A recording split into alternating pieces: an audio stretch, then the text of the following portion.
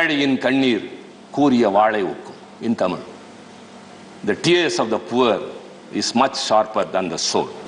I will just say only one thing. Our Anna, founder Anna, said when he spoke in the same house, carry on, but remember. From your seat, he spoke from where you said it. Great. Thanks, Mr. Jairam Ramesh said that from where I am speaking now, because the COVID was the place where my founder leader Anna was speaking. He said, carry on, but remember. Carry on. People have given you a mandate, but remember, the people are watching you. 2 years after, they will teach you a lesson. All those who are suffering will say what they have to. Honorable Member Shri Tiruchi Siva.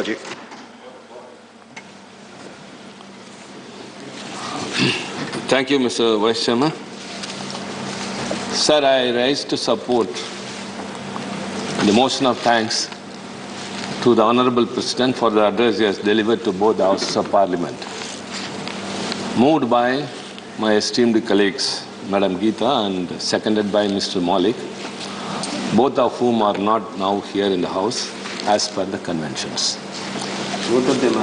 But as per the conventions, we do our duty of thanking the President. Sir, in the process of my speech, however much I tried, I hardly find anything to appreciate his entire speech to the members of Parliament, except two things. One, he quoted a couplet from Tirukkural, and another is from Dr. Baba Sahib Ambedkar. Other than these two things, I think nothing is to appreciate or relish in his speech. The bedtime stories of the children are built on maximum imagination. But what they are telling now exceeds even bedtime stories. Nothing is in practice. Sir, let me quote what the President in his address told about Baba Sahib Ambedkar. My quote, my ideal would be a society based on liberty, equality and fraternity. Democracy is not merely a form of government. It is essentially an attitude of respect and reverence towards one's fellow man. So it's only in letter and not in spirit. So I am reminded of the famous maxim about democracy: by the people, for the people and of the people. Yes, this government was elected by the people, but it's conveniently forgot its promise for working the people and forgot that it should be a government of the people. All the policies and actions of this government are anti-federal and anti-secular. Sir, our founder leader Anna, when he assumed the office of Chief Minister, his first interview in Delhi, the journalist asked him, what is your economic policy? Anna said, tap the rich and pat the poor. That was a very famous policy that he told the people and to the entire country. But now this government is tapping the poor and patting the rich. Sir, when you say the GST collection is 1,40,000 crore in 1 month, who has paid that? The poor and the middle class people, for whatever they buy, whatever they live, however they live, they pay tax to the government. But what has happened? The government, instead of addressing very core issues, the crumbling MSME sector, the impact of the COVID, the increase in the essential commodities, the enormous increase, 69 times in 1 year, the petroleum products. The government has earned 4.91 lakh crore by way of this. From 2014, this government has earned 25 lakh crores by way of hiking the petroleum products. Instead of addressing all these issues, you are prioritizing to fighting off the minorities' rights, values and beliefs. So it's very saddening. It is an agrarian country, economy. Basically, India is an agricultural country, but now it is becoming a corporate country. What happened to our farmers? They were sitting in the hot summer, bitter cold and the rains for 1 year because of your farm acts. And you repealed it only because of the 5 state elections. Anybody would except that it is not out of concern towards the farmers. That too, after they sacrificed 700 lives. The government should have been empathetic, not even sympathetic, empathetic. When you say, Dr. Baba Sahib Ambedkar, that we should be respect and reverence towards one fellow man, the government's duty is to protect and save every life of this citizen in this country. Whereas 700 lives were lost during that struggle. But the government at last repealed that too without a discussion in the House. But what is the result? Are they happy about it? Yesterday, the Samyukta Kisan Morcha, who have fought for the farmers, have given a press release. Government betrays farmers once again. Budget exposes empty promises of government on MSP and doubling farmers' income. Because the government said we would increase the farmers' income by 200%. But now it is not so. They said by 2022. We have reached 2022, but the farmers' income have not been increased. Their inputs costs have increased. The DAP and urea, which was 1,300, is now 2,000 rupees. Which was 700 rupees is 1,500 rupees, whereas the MSP has not been increased. The producer, see, basically 80% of the country are basically agriculturists. During the economic recession, India survived only because of two things. One is public sector and the other is agriculture sector. Even during the COVID pandemic, India had food sufficiency because of our agriculture, but you are killing it. So also the public sector. See, you are giving 5G to the private sectors, but not 4G, even 4G to BSNL and MTNL. It is a silent way of killing the public sector, BSNL and MTNL.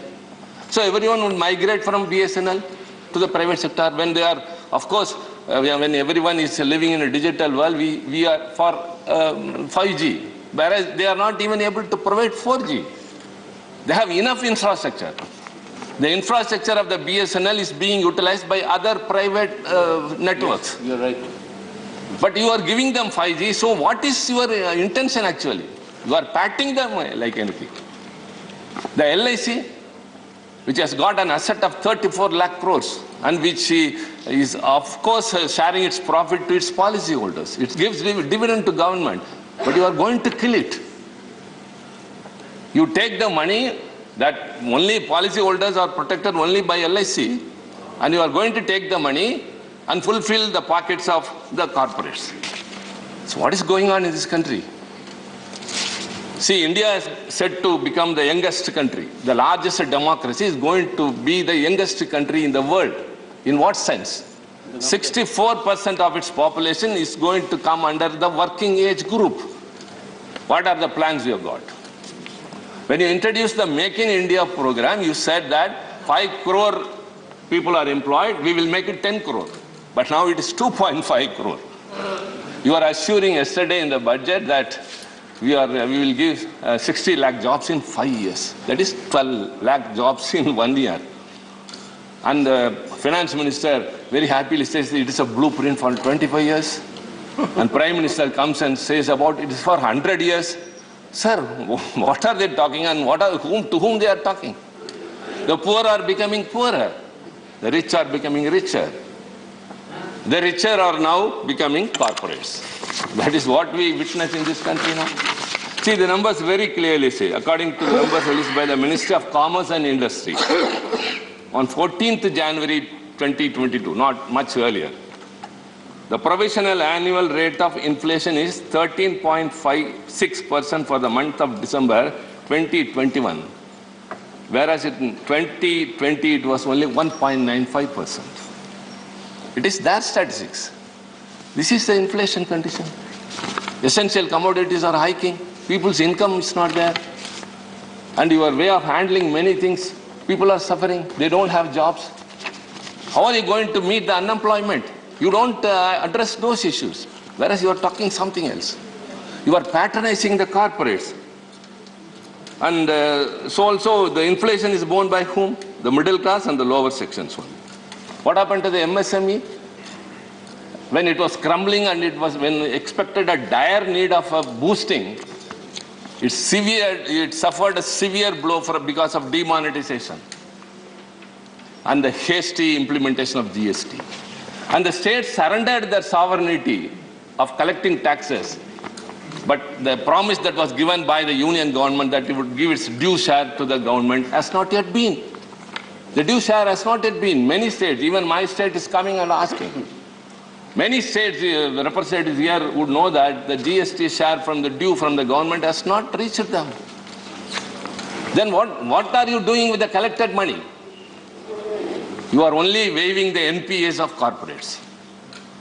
See, as an ordinary poor student who gets an education loan, if he doesn't pay after a few years, he is being harassed. He is brought under NPA, he is brought under CIBIL, and they say you cannot decline any loan across the India in any bank, anywhere. So a poor boy who gets a 4 lakh loan who is not able to return that is being harassed, whereas corporates who have got thousands of crores of rupees are being waived means what is the policy this government is adopting? That's what I said. You are tapping the poor and patting the rich. This is not a socialist country. You are scared of many words, as leader of opposition said. You are scared of many names and many words. Socialism, secularism, federalism, you are all scared of all those words. Sir, these are all very, very important things. We are not just accusing, alleging charges. These are what is happening in this country. When a government is elected, its duty is to take the country forward than it was. But it is dragging it backwards. India, which is thickly populated, and the people mostly who are young and who are poor are not being taken care of. So what is the future? So, sir, and I have to highlight some three important things. See, in my state, Tamil Nadu, fishermen, the plight of fishermen is a continuous process. It is second what we are talking today. On 31st of this month, January, 21 fishermen from Nagapattinam and Puducherry have been arrested by the Sri Lankan Navy. 3 boats have been seized. Already 68 have been arrested, and thanks to the intervention or initiation of our Chief Minister, Mr. DMK Stalin, and of course the External Affairs Minister, they have been released, but we are waiting for repatriation. And now these 21 fishermen and 3 boats are seized, and we do not know the condition, what is going to happen. So all through the year, fishermen, when they are imprisoned in Sri Lanka, their families are languishing here. So we have been suggesting the union government has to find a permanent solution for this. Yesterday also, our leader, Mr. Stalin, has written a letter, find a solution to this. You cannot just every time they will arrest, we will go have a talk.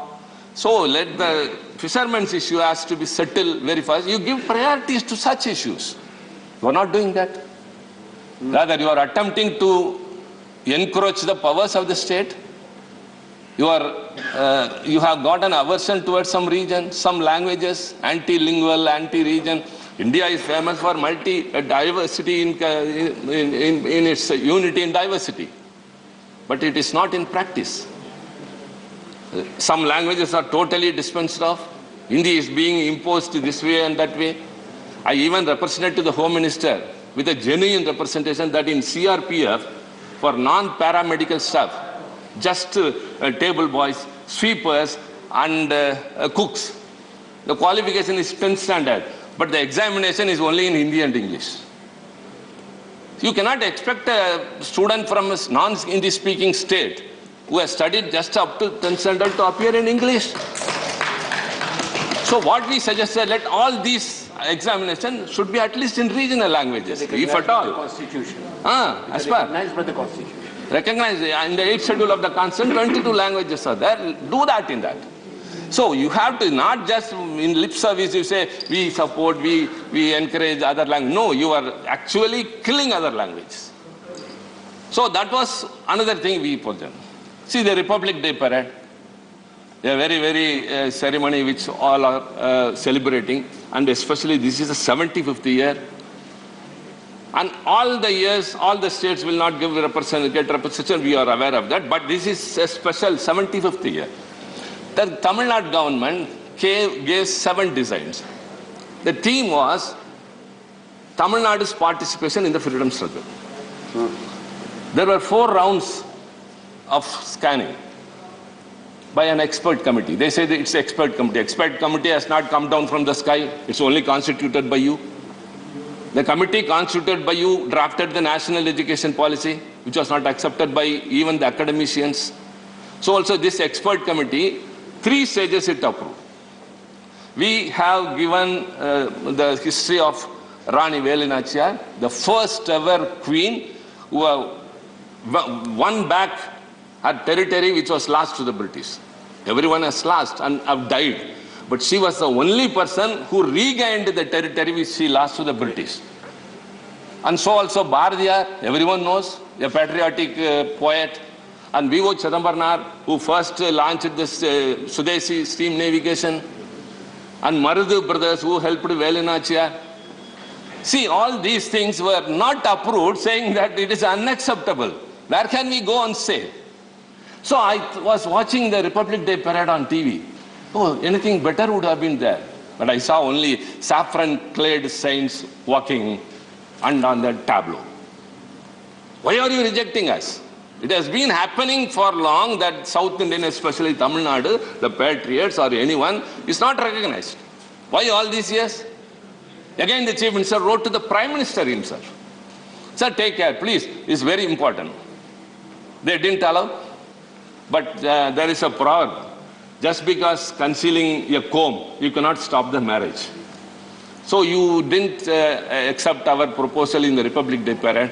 What our Chief Minister did, you know? He just arranged the rally of the same tableau across Tamil Nadu, everywhere, all the districts. It goes to every street. It reaches the rural areas. So had it been here, it would have been for some minutes. Now it is going on for days, telling our people all these things. See, I have even spoken in this house that the untold stories of these people who have been hidden in history should be taught in the schools. Only one more point, sir. Another of my colleague would speak later with some points. I got only one more. Sir, another in the recent amendments that have been done in the IAS cadre, All India Services cadre. The government has done what it has done. As it was earlier in existence, hereafter it won't be. What? The central government, without the consent of the state government, can call any IAS, IPS, IO officer to its service. Sir, this is again transgressing into the rights of the states. Correct. Correct. How can you do that? On whose authority? It's a federal country. Did you consult any of these people, any of the states? No. There is a group of former officers of the All India Service, around 100 have given a very, very clear statement. They have said, in the federal structure of the Union of India, the Union and the states exist as distinct and separate entities, though they work in tandem to subserve common constitutional objectives. Maintaining this balance is critical to good governance. Sir, they came to power saying minimum government, maximum governance. But now the government is maximum, governance is very minimal. No governance. No governance. He knows better. Gujarat model. Gujarat. The proposed amendments to the cadre rules of all the 3 AIS, All India Services, seek to working in the state to be withdrawn from the services in the state of the allotment, hits at the very core of the constitutional scheme of Indian federalism. So this is not a creation of the executive, this All India Service. It is by the constitution itself. Their experience in the state would help. But if at all you take them here, they would be serving only the center and they would lose interest in the states. And the states would also hereafter will suspect the All India Service officers. They would rely more on their own selected state officers. This is not an indication of federalism. This is not good at all. Whatever you do is snatching. You enact draconian laws. With UAPA, you put under, you imprison the social activities and minorities. and so also taking away the rights. So simply, I would like to sum up with only one thing.